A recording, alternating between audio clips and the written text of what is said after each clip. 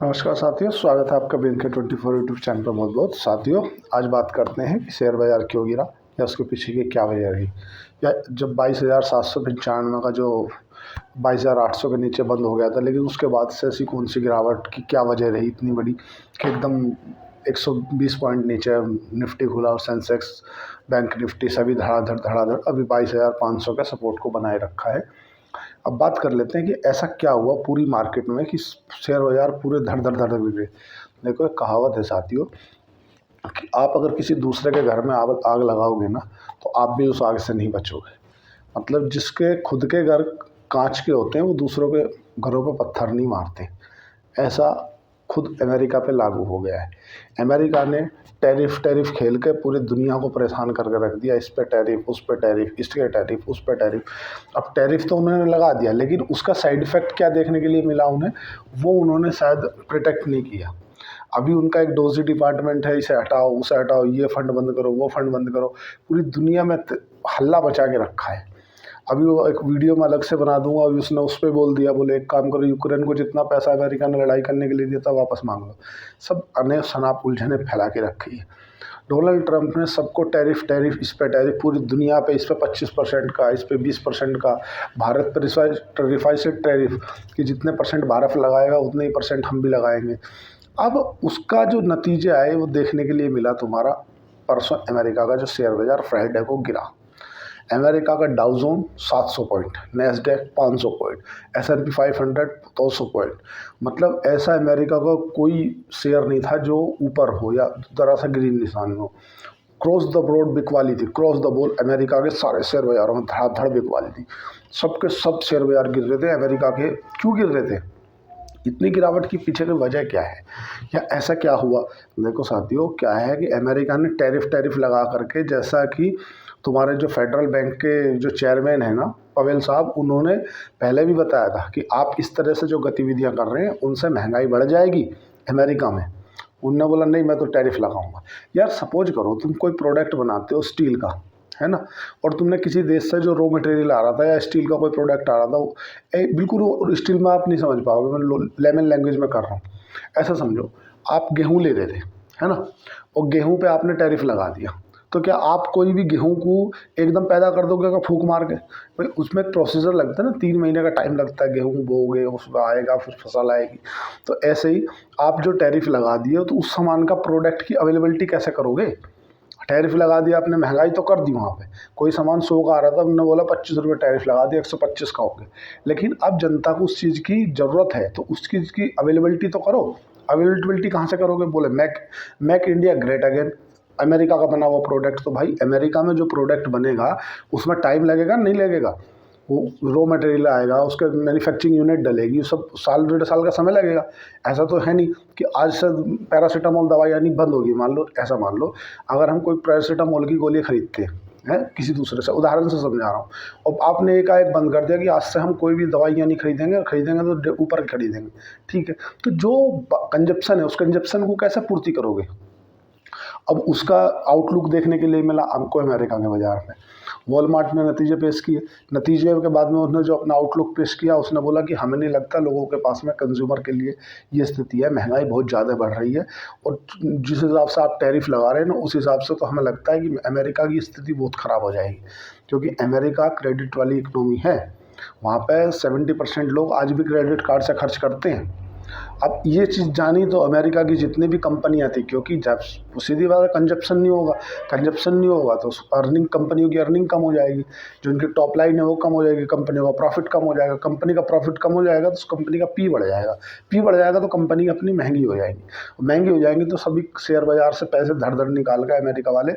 अब ये Donald Trump को पहले भी समझना चाहिए था कि जो टैरिफ लगा रहे हैं एक तरफा टैरिफ नहीं होता। तुमने सोच दिया कि मैं अमेरिका का, पूरी दुनिया का दादा हूँ, मैं जिस पर टैरिफ लगा दूँ, आप अपने यहाँ का कंजप्शन कैसे पूर्ति करोगे? ये कभी विचार ही नहीं किया। अब देखो, डॉलर इंडेक्स 111 पे पहुँच गया था, अब 106 पे आ गया।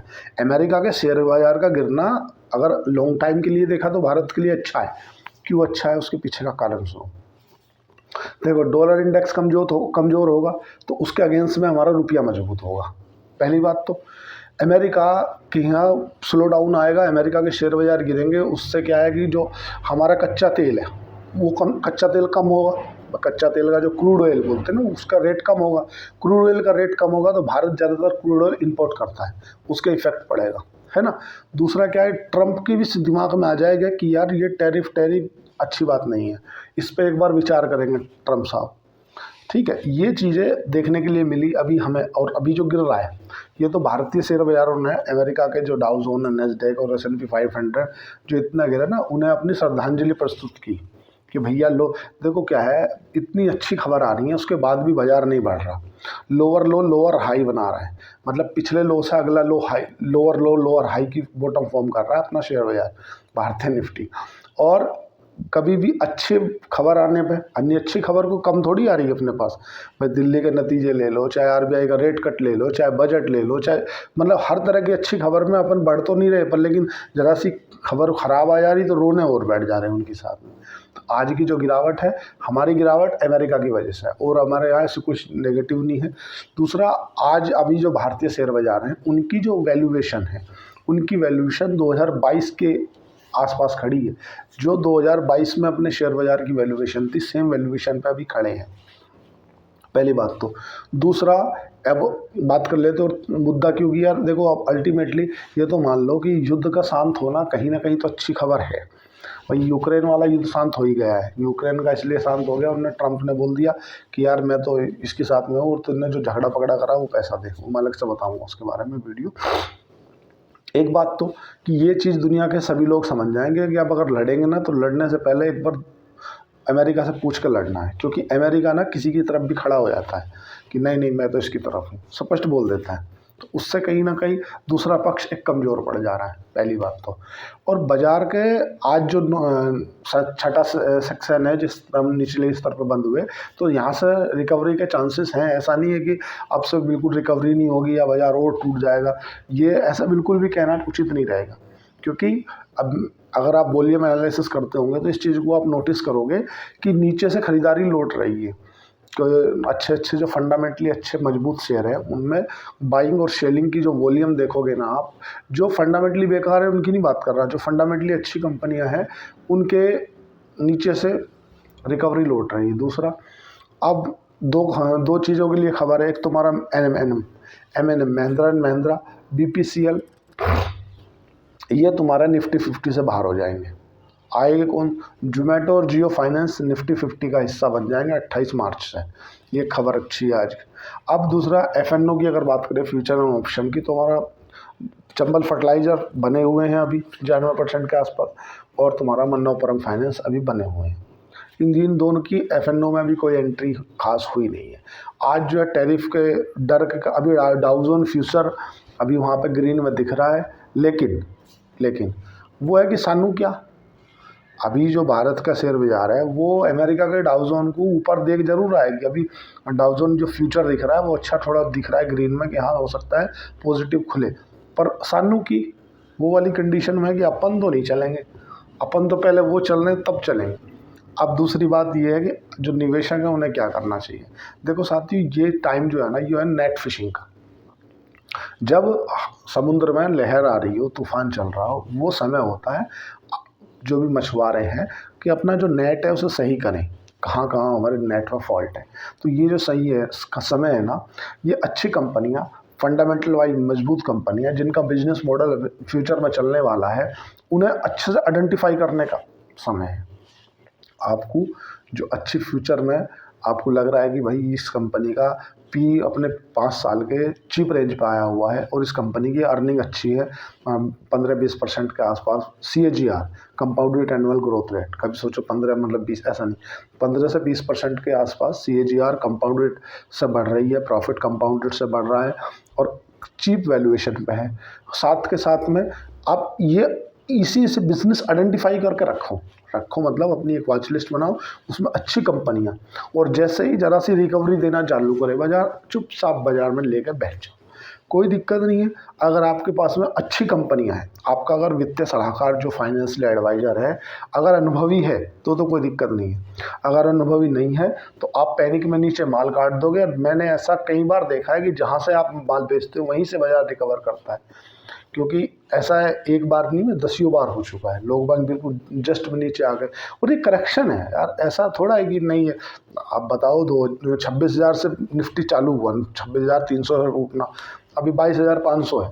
तो क्या अब ऐसा कि बिल्कुल 21,000 आएगा, 20,000 आएगा? ऐसी रिकवरी एक बार नहीं, कई बार आती है। अभी पिछले अगर 2022-23 की बात करें तो 15,000 हो गया था, 19,000 से 15,000 हो गया, 15,000 से फिर 26,000 आया, 15,000 से 26,000 भी तो आया ना। और फिर उसके बाद अब रिकवरी फिर दिखाएगा, फिर जाएगा नीचे नीचे। अच्छी फंडामेंटली जो कंपनियां हैं, मजबूत कंपनी हैं, वो प्रिडिक्ट करके रखो। और अगर आपकी पास में कैपिटल है तो आप ऐसे समय में पैसे लगा सकते हो केवल अच्छी फंडामेंटल वाली कंपनियों में, बेकार कंपनियों में नहीं। अगर जिन कंपनियों का बिजनेस मॉडल ख़राब है उनमें नहीं। आज तुमने देखा होगा M&M, सन फार्मा, BPCL और मेटल के शेयरों में आज काफ़ी तेज़ी देखने के लिए मिली।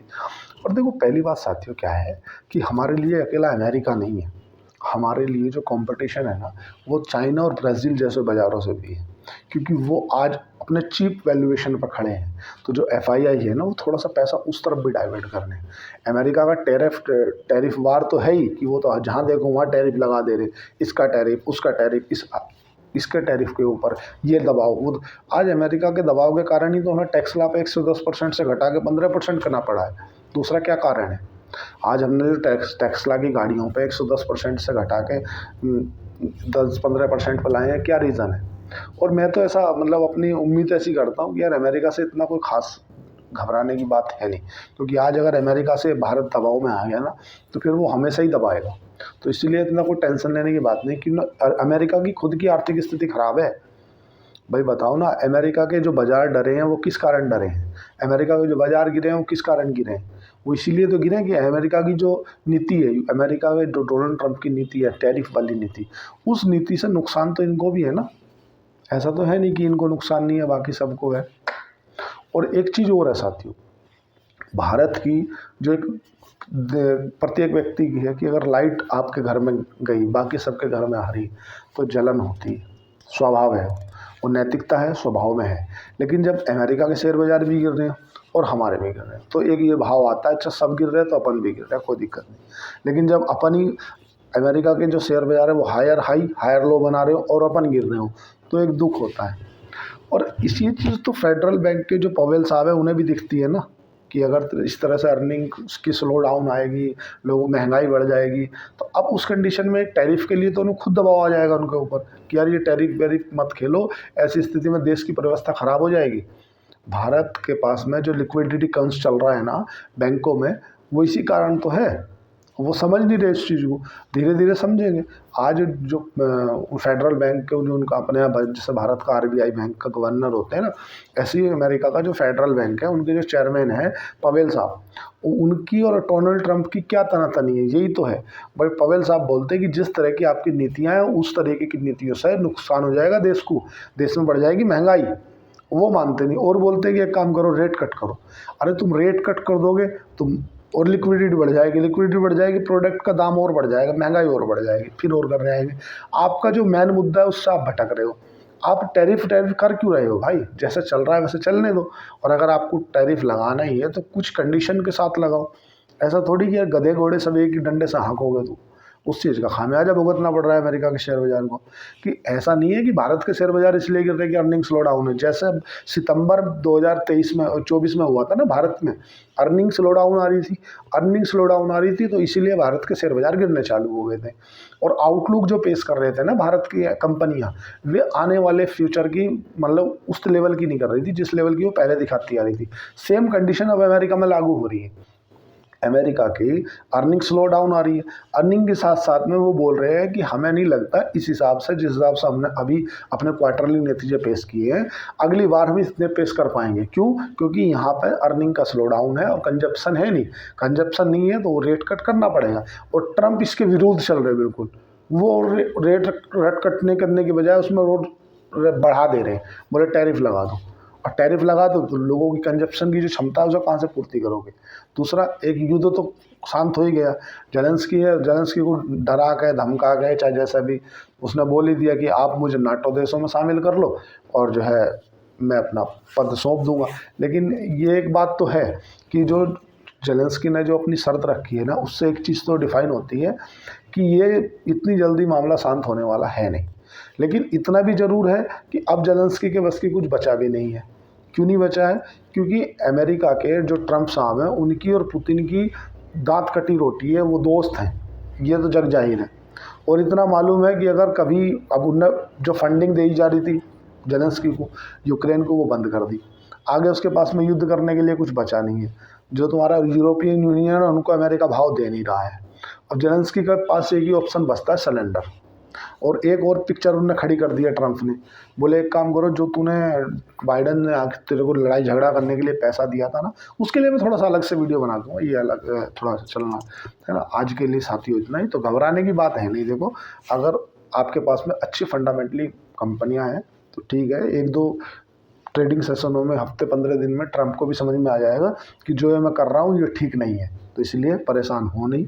अगर आपके पास में अच्छा फंड है तो एसआईपी के माध्यम से अच्छी फंडामेंटली मजबूत कंपनियों में धीरे धीरे पैसे लगा सकते हो। लेकिन एक बात है कि आप अपने वित्तीय सलाहकार से पूछ के ही करें। चैनल को लाइक करें, सब्सक्राइब करें, कमेंट करें। धन्यवाद, थैंक यू।